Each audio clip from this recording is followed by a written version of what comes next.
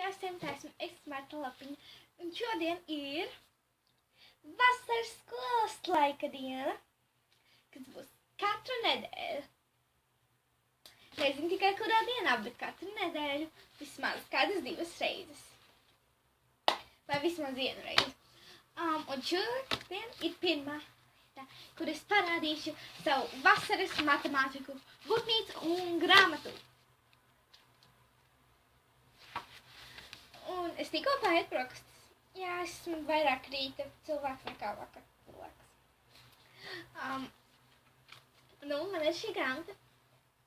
Cietie rieksti.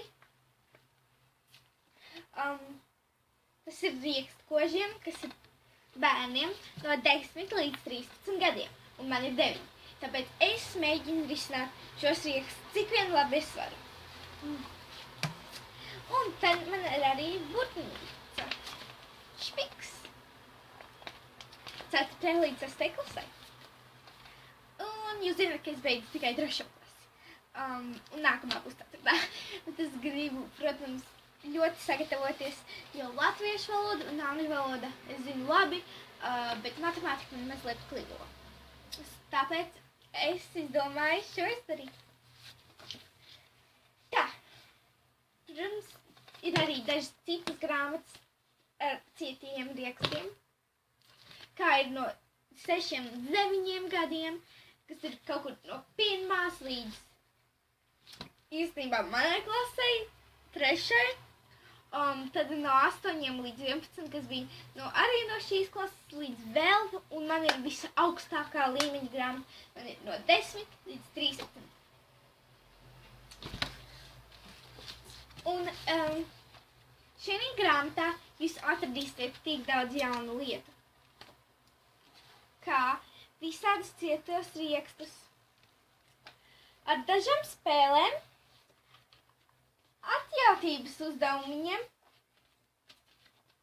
un arī mīkliņām. Un, protams, daudz cietiem riekstiem. Un es šo grāmatu nosaucu par Martas Lapiņas cietie rieksti matemātikā 2017. gada vasarā.